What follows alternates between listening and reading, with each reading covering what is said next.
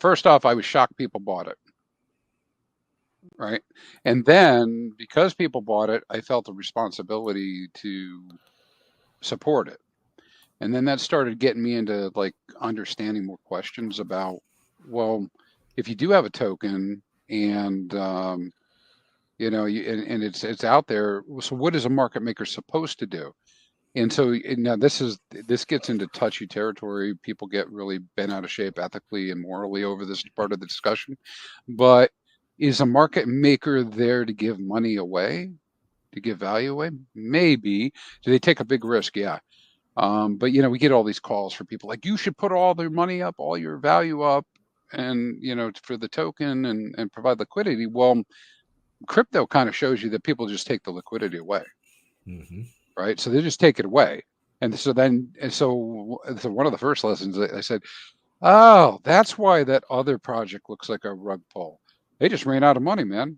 You know, they thought they were gonna provide LP and things were gonna be good, but then people just arbed the hell out of it down until all that value was gone, and then they moved on to something else. And then the guy pulls the LP, and then it looks like it went down because they finally just gave up. And they're like, I can't do this anymore. I mean, how much money are you gonna lose? You know, and they get out. So start bringing up questions about, so if you are a responsible market maker, when do you buy? Do you not buy? Do you sell? Do you swap? Do you provide liquidity? If you're just going the liquidity route, we can actually go back to Ethereum to see this. What do successful market makers do in order to support their projects? You know, what do they do at the top? What do they do at the bottom? Because it's really a thing. Because the market makers, and it's actually in real life, you can do some research like with Wikipedia, some of the investment companies and stuff, and they'll talk about very similar types of concepts.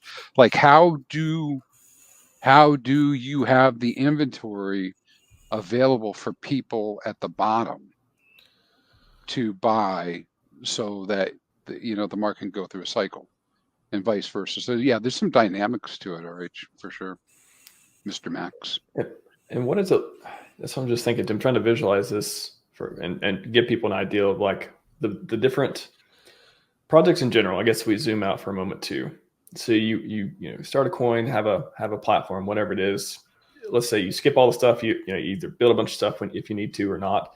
It's already done. It's launched. You have liquidity, or you don't. I mean, some projects launch. Like I guess that's the first key. Is like, okay, do you want the community to provide liquidity, or do you want the founder, or do you want who's going to be the market makers? And buying a token is one thing people buy, and then at a certain point, if it goes up a lot, okay, maybe they want to take profit, right? They want to extract some percentage, and it's almost like with the LP management, it's kind of pushing, it's saying, okay, maybe there's enough. I don't know. There's a bunch of factors in this, but it's one of the places where somebody has to decide, either the community, the people interested in the project, the founder, whoever it is. Yeah, do you want? When you say lose money, it's kind of like, it's almost think of it as like an impermanent loss thing, right? You're kind of talking in those terms of, okay, I guess I mean, oh yeah. I mean, sometimes you can, everything goes to one side. Yeah, you can lose that position. You can be on the other side of the coin, but then it's like, I guess you get into the trading territory and stuff too. I guess I'm trying to bring out like some of the different aspects of when even having a project and getting it, getting the liquidity into a place where it is ideal. There are a lot of factors that go into that of who to provide it, where the community wants to step in and do it. Should there be all one coin and just a little bit of pulse, or I don't know, how does that starting off, is there different things you think about when you're first putting it out there versus later on to make it, not be just a short-term game? Just some thoughts out there for that, just to riff on. Well, let's say you're a large player, okay, in a project, whatever the project is, and you know that you are making the next top when you purchase, because you're at wherever point you're in, even unless it's like a pre-sale. Excluding that, you just buy, you believe in a project, you're going to participate. You're a large player. You know that you can't extract all your value out. The price goes up because there's a slippage. So your only option is to use like something like V3 liquidity to exit out over time. But if you just hold and take small bits of your liquidity and exit in response, and use it as both sell walls and buy support, you can then help manage the chart because you hold enough supply to keep the price from just going all the way to zero or shooting through the moon, right? And you can kind of help manage that, and you can then responsibly take some profits for your investment. And in all the things we're talking about, no matter how much good DeFi is and all the mechanics of all the different options, it takes traders to make these things work. Without traders, people pushing the price moving around, nothing would move. It all sits stagnant. So we all provide liquidity. It wouldn't work. So you've got to have somebody actively buying and selling in open markets to push the price in whatever way. And so the narratives of the communities move the price based upon FUD or whatever, or excitement, new developments and stuff like that. And so large holders then can take positions, because if you go to SolidX right now, you go to V3 on a 9mm, you can see there's a buy wall and a sell wall, and there's a range between them. Now, I don't know who owns these tokens. I just know you can look at that and see it's evident in the chart, and the price is bouncing between those 2 points right now because there's not enough buyers or sellers in any given time to push past them. And that's what happens. Now, I don't know who owns that liquidity, but they want the price to go up. They got to get rid of that sell wall to go past it. That's the only way it's going to go up past that point. Same way the reverse. You want the price to drop, you get pull out support. And that's just how liquidity works when you use especially V3 as a mechanism. Yeah, 100%. And actually, I'm not aware of the walls you're talking about either. I had to go look at them and see, but it makes perfect sense because you see this on all the different tokens. And the thing is, it's not necessarily the primary person who created the token that creates the wall, because if something's really ripping to the upside and somebody has a large bag and they want to get out, they'll go drop a wall there, drop in the LP in order to grab that economic energy. Now, sometimes they kill the momentum when they do that because they go too far with it. And you just shut something down and turn it the other way. But I was just thinking as you're talking, like as a market maker, so if you're a market maker for a token, just assume you feel the responsibility for the token. Not everybody does, right? But if you are, right, and you're like looking at it, your customers are the holders and the traders, right? For the most part, those are the customers, right? You're trying to service, and might sound a little silly, but so what's the service you're trying to provide? Well, for the token holders, price go up over time, right? For the traders, volatility. Exactly. Because there are droves of people that are they're purely here for that. That's what they're here for. Just like you guys said, they're here to do the trading. And if they can't trade a token, why would they begin it? Right. And I know it goes against the things I think about for Hex for sure. But I mean, it's the fact that's what people are doing with Hex now. And so then the question becomes, well, when you're doing the market making, when's the best time to put a lot more of your liquidity out there, meaning your tokens for people to take off the market? Well, when price is high, you get paid in whatever the other thing is. And when's the best time to pull it off the market? When prices are low. And when you pull the prices, and kind of like Neil's saying, we get to the next peak, and people say, "Well, we'll never get to one. We're going to get to one." All of a sudden, you're going to see liquidity disappear. Why are you going to see liquidity disappear? Because what's going to happen is if that liquidity disappears, those prices will be very volatile to the downside. And if you're a market maker, you can step in and protect the price later if you preserve your capital now. And people call that all sorts of different names, but that's really the name of the game. Is you want a market maker to come in and support the price at some level and protect it. And you can look at Hex case in point. We ran out of people who were willing to protect the price, and that's why we're as low as we are now. Maybe that's the way it should be. I don't know. We're going to find out. Maybe that's the way it should be for right now. But at some point, somebody's going to have their fill. You can see it every day. The holders are going up every single day, more and more wallets holding. And so at some point, whether it's explosive as Axis says, or some others, or it's a little less, we're just going to run out of supply for people to purchase. And the reaction will be, the LP might actually get thin. Not just because people pulled it off, but the market makers pulled. And so it's not just that it went into new hands, but the market makers pull. Why? Because they want the price to go up. Why do they want the price to go up? Because at the end of the cycle, they're able to take that, convert it to something else, wash, rinse, repeat. And not everybody, of course, some people don't have like the ultimate goal isn't to help all of us, right? Maybe they're just looking out for themselves, but that's the game, you know.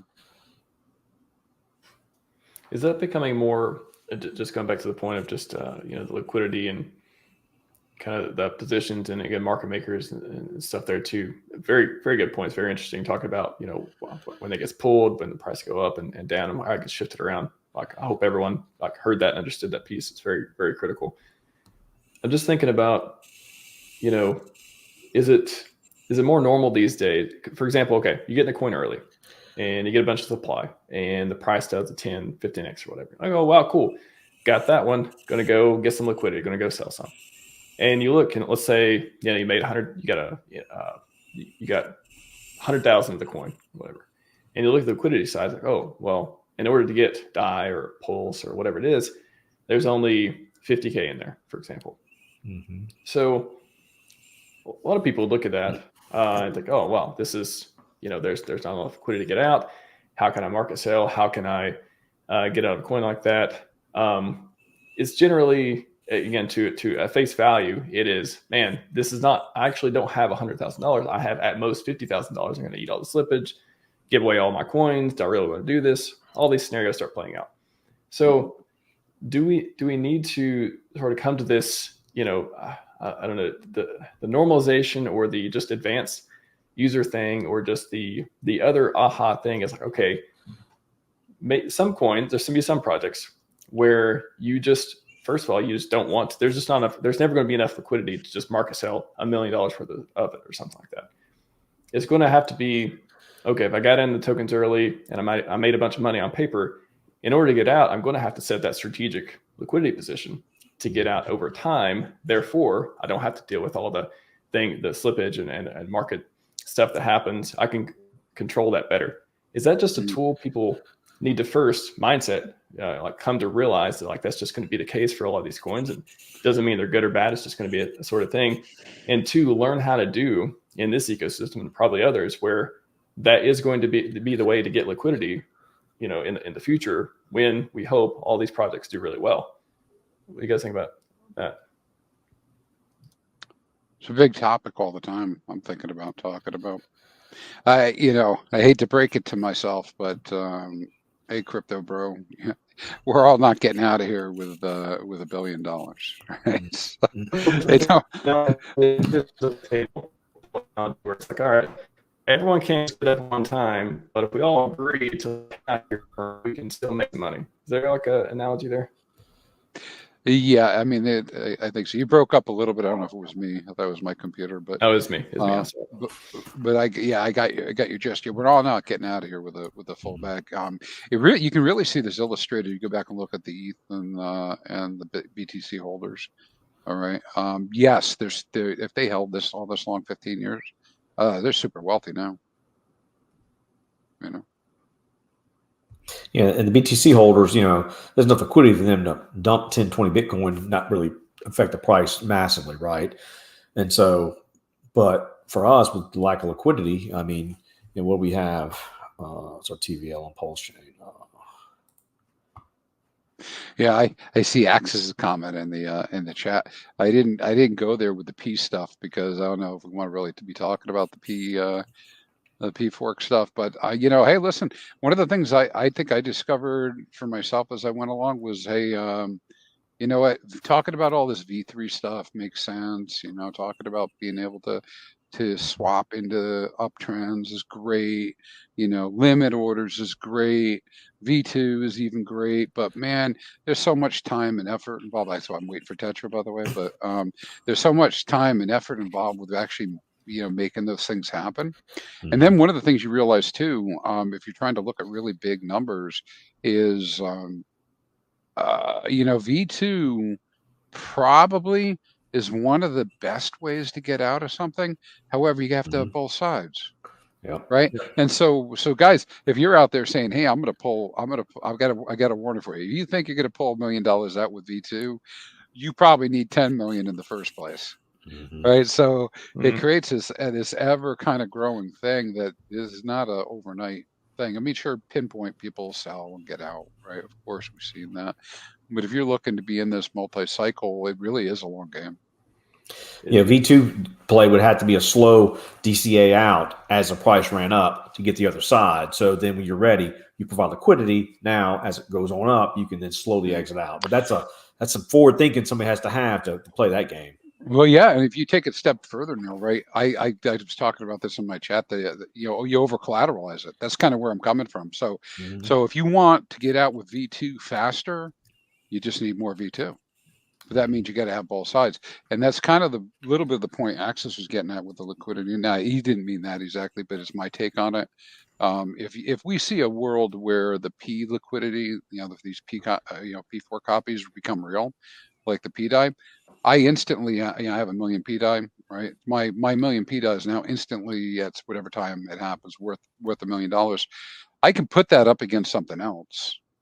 It's effectively saying I would be able to get out right now. I guess I take a step back and forget P die. If I had $1 million, which is worth a die, which I don't, but if I did, I would be very confident that I could use that with V2 to get out of other positions, because I could pair it up and I could take advantage of the market as it moves in kind of a quick fashion, and by over collateralizing what I'm trying to get out.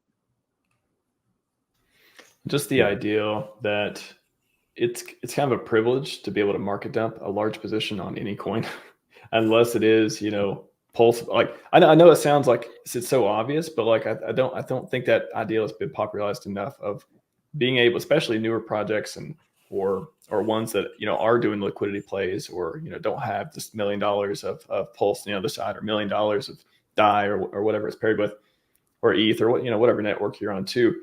It's one of those things people came to expect. Oh, I can just sell at any time and take all it out. And yeah, you can do that when the prices have went up 10,000x, and hopefully you actually made money off of it. And yeah, the liquidity is there when you need it, when everything's, the opportunity's gone away, right? But majority of things, the expectation is, okay, well, if I have a big position, if I'm lucky enough to get in early, do I want to take all of it at first? I guess two decisions. Do I want to, do I want to support the community? Do I want to support the project? Do I want to take all the other side out of the pool that everyone else wants to trade with? Or do I want, like, at one time, or do I want to do it over time? That can help, maybe even help as the price goes up, like help my bags grow and help the community, and, just, play the game in a different way.